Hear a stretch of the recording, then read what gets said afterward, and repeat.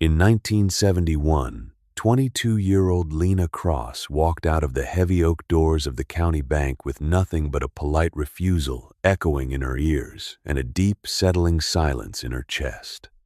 The morning air was crisp, carrying the faint scent of damp earth and blooming dogwoods, a cruel reminder that planting season was already upon the Kentucky Valley, and she had absolutely no way to turn the soil.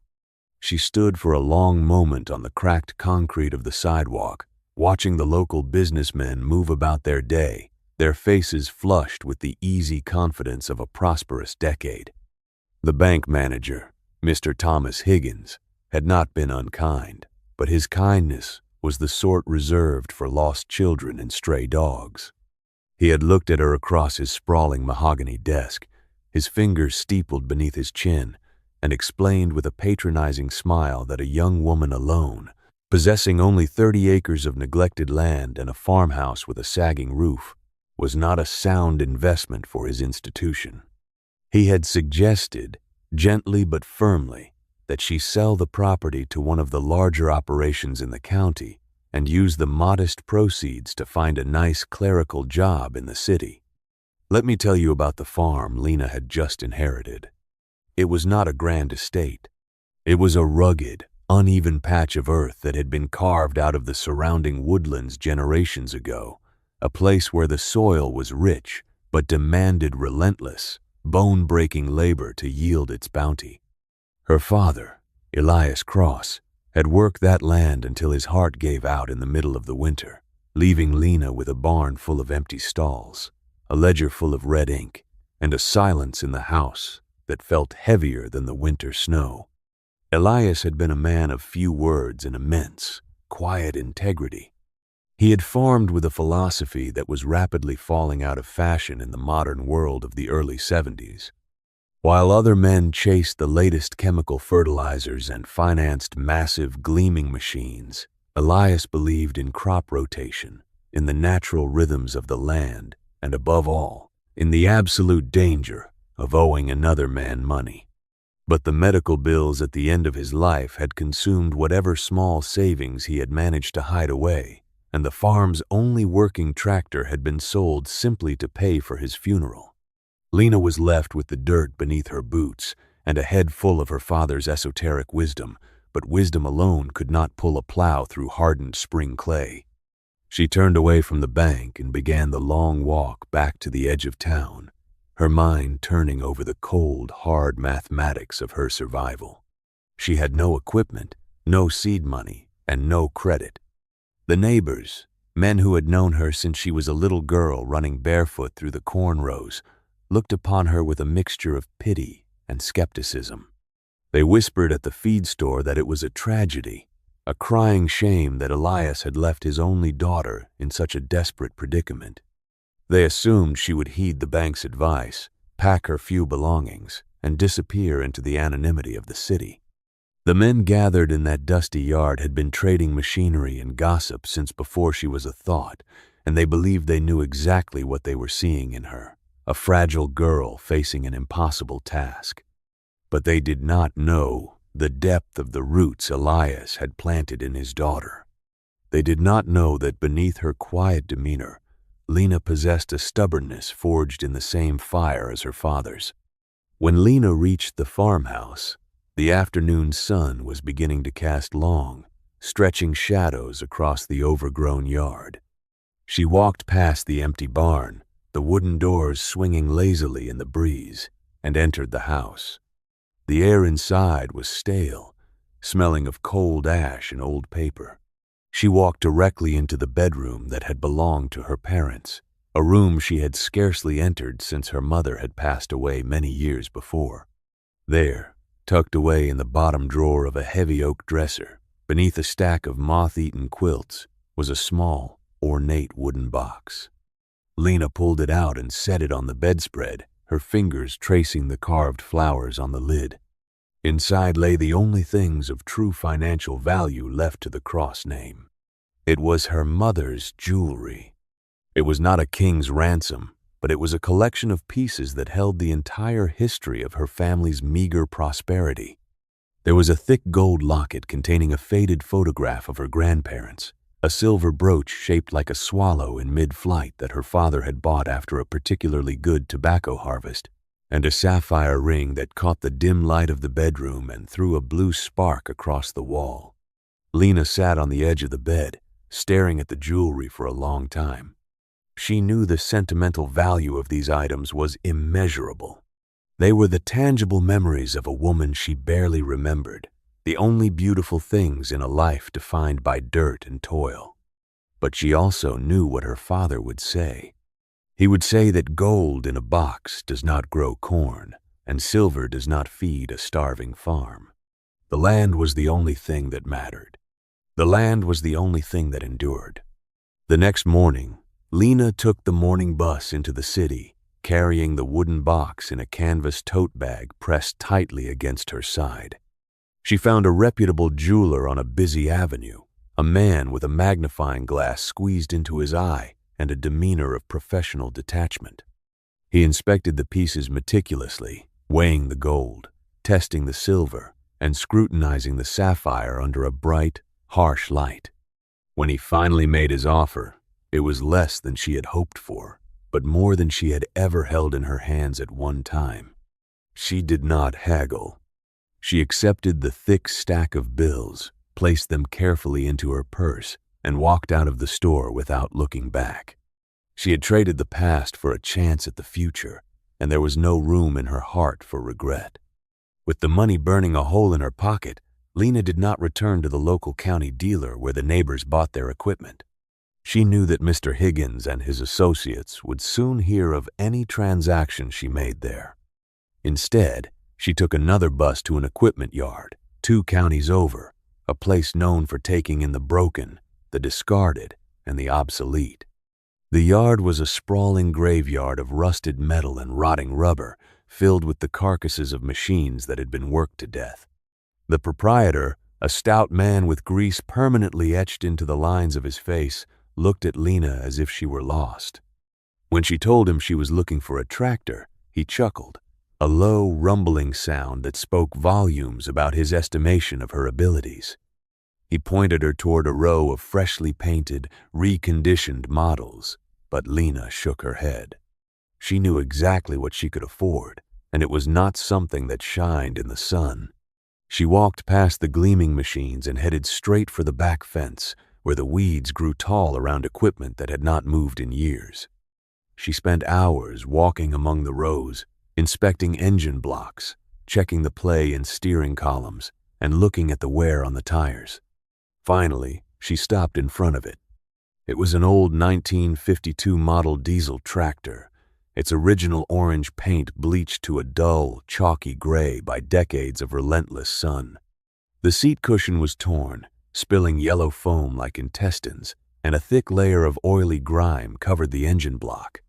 To anyone else, it was a piece of scrap metal waiting to be melted down. But Lena saw something else. She saw the heavy cast-iron frame that would not bend under strain. She saw the simplicity of the mechanical linkages, devoid of the complex, fragile electronics that were beginning to plague newer models. And most importantly, she recognized the specific engine type. It was the exact same model her father had spent countless nights repairing by the light of a kerosene lantern. She knew every bolt, every gasket, and every quirk of that machine. Now, let me explain something crucial. The men in that yard, the dealer included, saw a rusted relic. They saw a machine that required a profound understanding of mechanical timing, a tractor that demanded a specific sequence of priming and cranking to start, a sequence that most modern farmers had completely forgotten. They saw a liability, but Lena possessed the ancestral knowledge passed down through quiet observation. She remembered her father's hands moving over a similar engine, his voice murmuring about fuel-to-air ratios and the importance of keeping the injectors immaculate. She knew that this particular model, if properly tuned, possessed a low-end torque that could pull a heavy plow through the most stubborn clay without overheating. It was an ugly, brutal piece of machinery, but it was honest. She walked back to the proprietor and made an offer that was absurdly low, even for a piece of junk. The man laughed out loud this time, wiping his hands on a filthy rag. He told her she was crazy, that the engine was seized, and that she would be better off buying a mule. Lena did not argue. She simply pulled the thick stack of bills from her purse and counted out her offer, laying the money on the grease-stained counter. The sight of the cash silenced the man's laughter. He looked at the money, then looked at the young woman standing before him with a spine like a steel rod. He shrugged, scooped up the bills, and wrote out a bill of sale. He told her she was on her own for getting it off his lot, fully expecting her to fail. Lena spent the next 4 hours in the dirt of that equipment yard. She had brought a small canvas bag of hand tools inherited from her father. She drained the foul, separated fuel from the tank, cleaned the sediment bowl, and painstakingly bled the air from the injector lines. She adjusted the valve clearances by feel, relying on the muscle memory of her youth. The dealer watched her from the window of his office, his amusement slowly turning into a grudging curiosity. When she finally climbed into the torn seat and engaged the starter, the engine turned over with a painful, grinding groan. It coughed, spat a thick cloud of black smoke into the air, and then, miraculously, caught. The rhythmic, thumping idle of the old diesel engine sounded like a heartbeat returning to a corpse. The dealer stepped out of his office, his mouth slightly open, as Lena engaged the clutch and slowly drove the rusted beast out of the yard, beginning the long, agonizingly slow journey back to her farm. The sight of Lena Cross driving that mechanical ghost down the county highway became the talk of the valley for weeks. The neighbors, sitting on their porches in the evenings, would shake their heads and murmur about the foolishness of youth. They saw her crawling along the shoulder of the road, covered in grease and exhaust soot, and they felt justified in their pity. They told each other that she would not last a single season, that the tractor would break down in the middle of the field, and she would be forced to crawl back to Mr. Higgins at the bank, begging for a way out. They were entirely certain of their collective wisdom. They believed that farming was a game of leverage, of having the newest equipment and the deepest pockets. They did not understand that Lena was playing a completely different game. That first spring was a brutal testament to human endurance. While her neighbors sat in the air-conditioned cabs of their newly financed, gleaming green and red machines, listening to the radio as they effortlessly turned the soil, Lena was exposed to the elements. She drove the old tractor from before dawn until long after dusk, her body absorbing every jolt and vibration of the uneven ground. The steering was so heavy it left her arms trembling with exhaustion, and the noise of the engine left a persistent ringing in her ears. But as she plowed, she felt a profound connection to the earth and to the memory of her father. The soil turned over in dark, rich ribbons behind the rusty plowshares. The land remembered the careful stewardship of Elias Cross, and it yielded to his daughter's efforts. During those long, solitary hours in the field, Lena would often think back to the evenings spent at the kitchen table with her father. After the supper dishes were cleared, Elias would bring out his journals. These were not diaries of personal feelings. They were meticulous, scientific records of the land. They were bound in cracked black leather, the pages filled with tight, precise handwriting. He had recorded the weather patterns, the soil moisture levels, the exact dates of planting and harvesting, and the yield of every acre dating back to the 1930s. He had mapped the drainage of the fields, noting which low spots held water and which ridges dried out too quickly. He had written extensively about the danger of overworking the soil and the absolute necessity of allowing the land to rest. Lena had memorized these journals. She did not farm by guessing or by following the generalized advice of the county extension agent. She farmed according to the specific, esoteric gospel of her ancestors. The first harvest was modest, but it was a triumph of survival. She had planted a conservative crop, utilizing seed varieties her father had sworn by, varieties that were drought-resistant and required minimal chemical intervention. When she took her grain to the elevator, the yield was slightly below the county average, but the quality was exceptional. The men at the elevator looked at her with a mixture of surprise and begrudging respect. They handed her a check that, while small, represented pure profit. She owed nothing to the bank. She owed nothing to the equipment dealer. Every dollar she earned belonged entirely to her. The subsequent winter was a masterclass in extreme frugality. Lena lived in the drafty farmhouse, heating only the kitchen with a small wood stove to save on fuel. She ate simple meals of beans, cornbread, and preserved vegetables from her garden. She patched her clothes, repaired her boots with thick twine, and spent her evenings reading her father's journals by the light of a single bulb.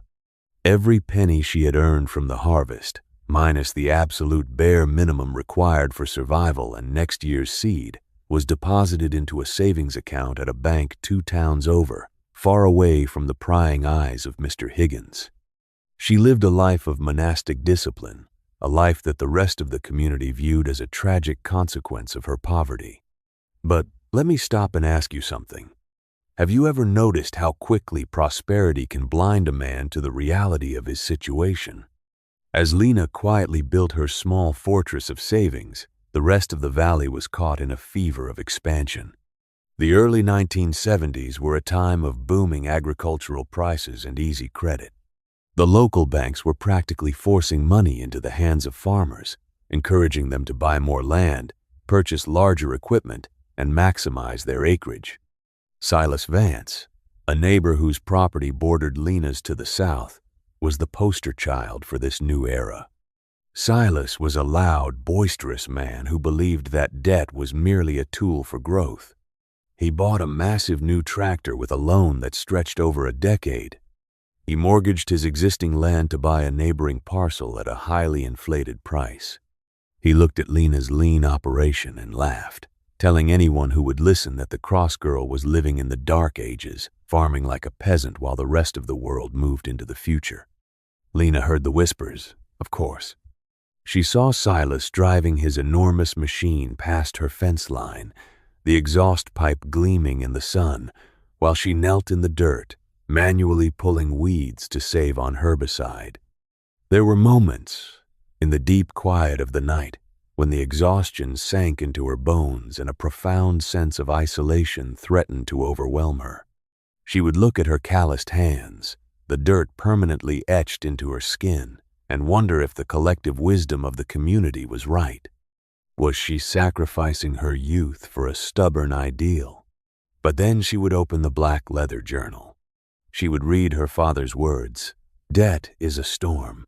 It looks like rain when it starts, but it ends by washing away the topsoil."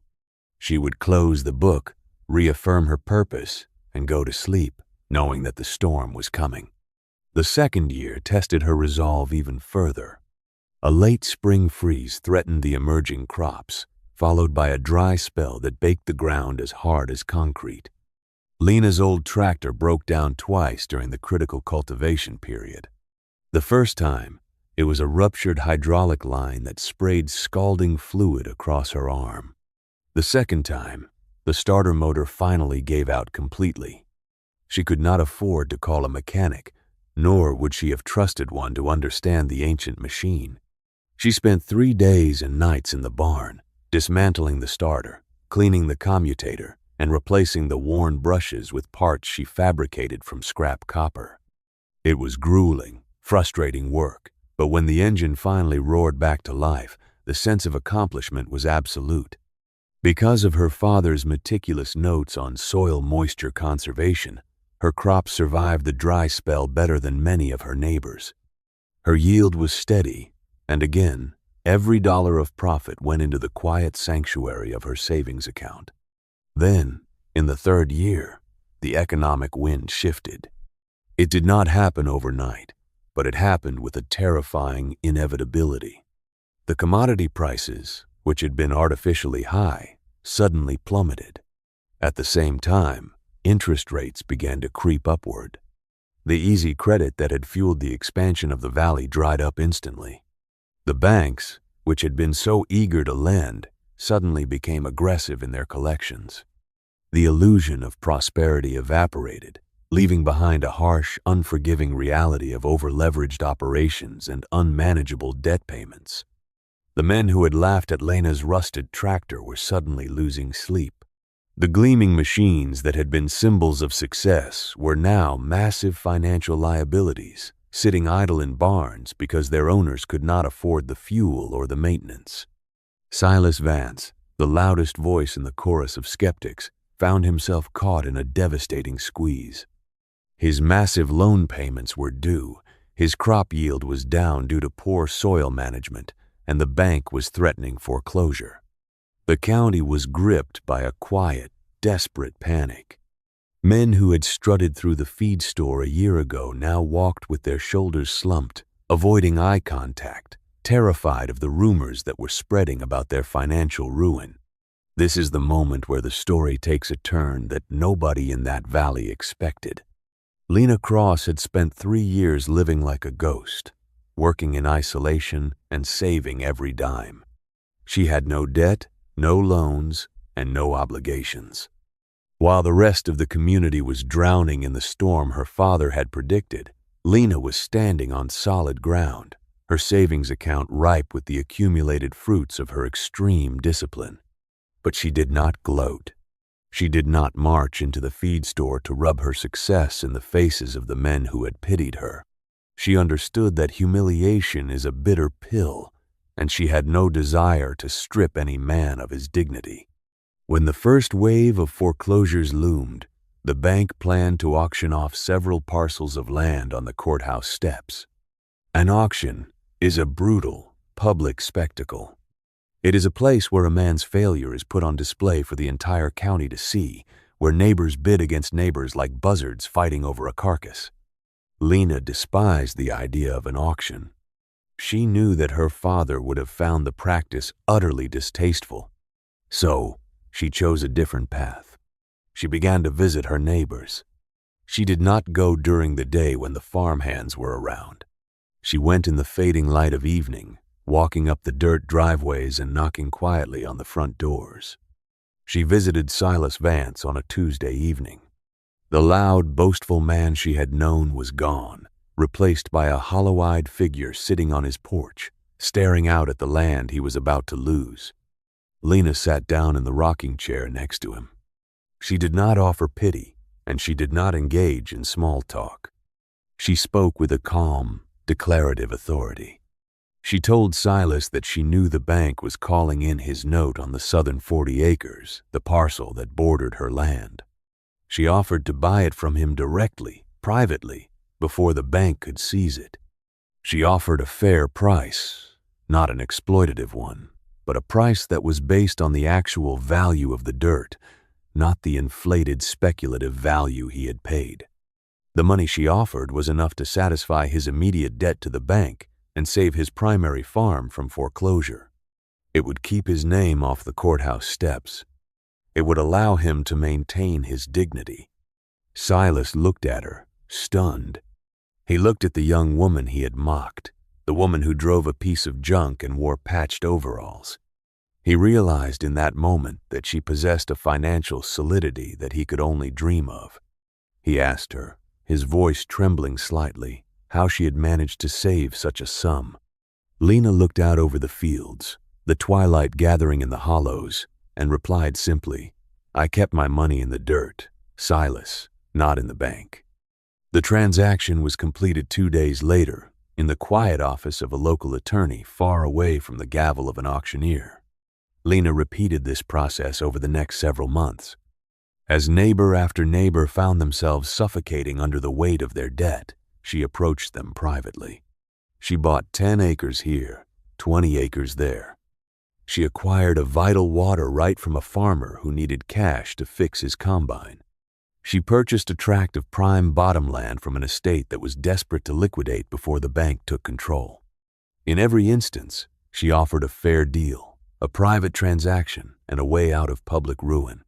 She became the quiet savior of the valley, a phantom investor who operated entirely on cash and ancestral wisdom. No auctions were ever held for the land she acquired. She circumvented the public spectacle entirely, relying on direct, honorable negotiation. By the time the third harvest arrived, exactly 3 years after she had sold her mother's jewelry, the landscape of the valley had changed entirely. The economic storm had passed, leaving behind a humbled community. Many of the massive, shiny tractors had been repossessed, replaced by older, more reliable machines. The fever of expansion had broken, replaced by a sober realization of the dangers of leverage. And in the center of it all, quietly going about her business, was Lena Cross. That autumn, the harvest was bountiful. Lena drove her old 1952 diesel tractor, its engine still beating with that rhythmic, thumping pulse, across fields that now stretched far beyond her original 30 acres. The soil, managed with patience and respect, yielded a crop that was the envy of the county. When she pulled her grain trucks into the elevator, she was no longer a pitiable girl. She was a major producer. It was on a crisp November morning that Mr. Thomas Higgins, the bank manager who had once advised her to sell and move to the city, drove his polished sedan out to the Cross farm. He parked near the barn, stepping carefully over the rutted dirt in his expensive shoes. Lena was in the equipment shed, wiping grease from the linkages of her tractor. She did not stop working as he approached. Mr. Higgins stood in the doorway, taking in the sight of the expanded operation, the full silos, and the neatly maintained outbuildings. He cleared his throat, a nervous sound that betrayed his usual arrogance. He had come to offer her a line of credit, a prime interest rate, a chance to do business with his institution now that she was a proven success. He had seen the deeds recorded at the courthouse. He knew exactly what she had accomplished. Lena listened to his pitch in silence, her rag moving methodically over the cold iron of the tractor. When he finished, he asked the question that had been burning in his mind for months. "Miss Cross," he said, his tone finally devoid of condescension, "how did you do it? Everyone else went under, and you bought half the valley. How did you know?" Lena stopped wiping the machine. She turned to face the banker, her eyes steady and clear. She did not smile. She simply looked at him, remembering the polite refusal he had handed her 3 years ago. "I didn't know the future, Mr. Higgins," she said, her voice carrying the quiet authority of her father. "I just knew the land. And I knew that debt is a trap set by men who don't know how to sweat. You told me my farm wasn't a sound investment. You were wrong. The soil is the only investment that doesn't lie." She tossed the rag onto the workbench. "I don't need your credit. I own 200 acres free and clear, and I intend to keep it that way. Good day." Mr. Higgins nodded slowly, a flush of embarrassment creeping up his neck. He offered a small, stiff bow of acknowledgement, turned on his heel, and walked back to his car. He drove away, a defeated representative of conventional wisdom, leaving the quiet master of the land to her work. The gatekeeper had been humbled, not by anger or vengeance, but by the undeniable, overwhelming proof of patient, disciplined labor. The subsequent decades were a testament to the enduring power of that ancestral wisdom. Lena Cross never bought a new tractor. She maintained the old diesel, painting it once every 5 years, treating it with the reverence one might reserve for a warhorse. She farmed her 200 acres with a meticulous, conservative approach, never maximizing short-term yield at the expense of long-term soil health. She became a pillar of the community, a respected elder whose advice was sought by the very men who had once mocked her. When the next economic downturn arrived in the 1980s, Lena's farm was an island of stability in a sea of foreclosures. She eventually passed the land, the old tractor, and the black leather journals down to her nephew, teaching him the same hard lessons her father had taught her. She taught him to listen to the engine, to feel the moisture in the soil, and to fear the lure of easy money. She showed him the wooden box that had once held her mother's jewelry, now empty, but representing the most crucial investment their family had ever made. Let this story stand as a reminder to anyone facing the overwhelming pressure of conventional wisdom. The experts and the crowds will always advocate for the fast path, the leveraged path, the path of immediate comfort and shiny appearances. They will laugh at the slow, the deliberate, and the frugal. But the land does not care about appearances. The soil does not respect a bank loan. The dealer said to sell the farm. She kept the farm, and the land remembered. True wealth is not built on borrowed money and public spectacle. It is built in the quiet, unseen moments of discipline, armed with the deep, enduring knowledge of those who came before us, and secured through the patient, solitary labor of the hands.